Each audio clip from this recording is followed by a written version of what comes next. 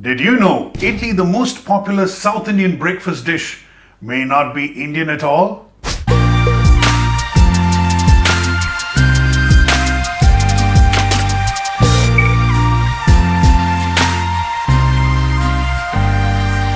Hi, this is Aditya Menon on The Lateral Inquirer.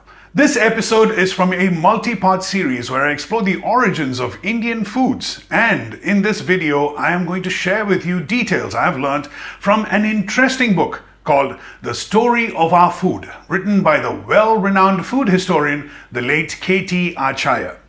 The world is a bubble where we are all forced to be interdependent and constantly influencing each other across continents and oceans. In 2001, the British Foreign Secretary Robin Cook gave a speech in which he hailed the Indian chicken tikka masala as a symbol of modern multicultural Britain. This dish is of Indian origin, but has been proudly adopted by the British, and it is now widely considered their country's national dish. They hijacked it and put their name stamp on it. Wicked, isn't it? So, this got me thinking. Apart from the widely known cuisines like the Gobi Manchurian and the Paneer Tikka Pizza, do we have any foods that were imported and are now considered Indian?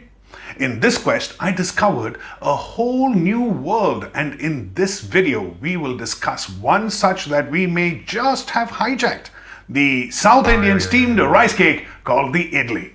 According to the late K.T. Acharya, the earliest references to idli in any Indian text was as iddalige, mentioned in the Kannada work Vadaradane of Shivakoti Acharya 1,000 years ago.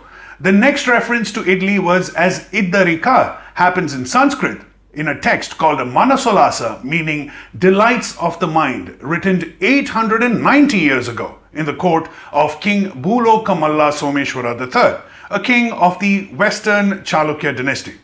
Tamil references to idli as Italy first happens only as recently as 400 years ago in a literary work called Makka Puranam.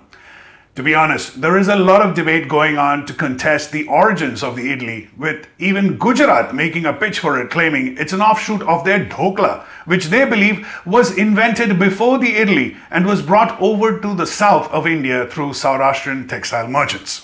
Fact is, we have no eyewitnesses to the origins of something that happened way before any one of us were born. But going by references, here is more of what we know. There are three main aspects to idli that makes it what it is. Firstly, it's a batter made of a mix of water-soaked, dehusked black lentils and rice. Secondly, it has to be fermented to break down the proteins and starch and trap bubbles of carbon dioxide in the batter to give it a fluffy finish. And lastly, it needs to be steam cooked. Now, according to a 7th century Chinese Buddhist monk called Xianzang, who spent many years traveling around India, Indians did not know the use of a steamer for cooking. Add to that, the earliest written recipe, as detailed in Manasolasa for Iddarika, does not have rice as an ingredient. Neither does it include fermentation. Thus, putting a big question mark in front of how we actually got the idli. K.T. Acharya suggests that the idli most probably has an Indonesian connection, which then already on its menu had a steamed rice cake called the kedli. I googled for it, but could not find an image for a kedli. There are plenty of Indonesian rice cakes though, and one even looks a lot like idlis. Anyway, if it did come from across the Bay of Bengal, then how did it get here? Here is where you need to consider this.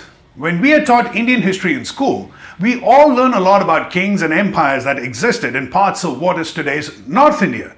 There is very little about empires of Dravidian descent. For instance, like the Cholas or the Cheras, the Pandyas, the Pallavas, the Chalukyas, the Hoysalas, and the Kakatiyas. Some of you may have traveled to places like Bali and Thailand, seen idols and shrines of Hindu gods, may have seen the world's largest Hindu temple complex in Cambodia called Angkor Wat. Ever wonder how it got there? Under the South Indian empires, Indian cultural influences had spread all over Southeast Asia and reached as far away as the Philippines through trade and at times through aggressive military conquests. In this backdrop, there have been times when Indianized Hindu kings from Indonesia came looking for brides to the Indian peninsula. And some food historians believe the cooks who accompanied them introduced us to steam cooking technology and the steamed rice cake. There is still no conclusive evidence to the exact origins of the idli, but just as the British did with chicken tikka masala, even if the idli did originate outside of India, we own it today. It's ours now, and we have multiplied it to many more versions.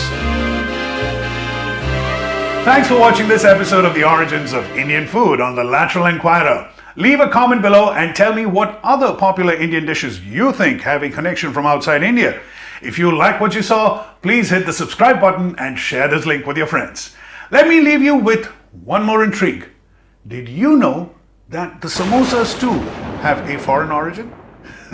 To find out more, stay tuned for my next episode by clicking on the bell icon for notifications and keep watching. Cheers!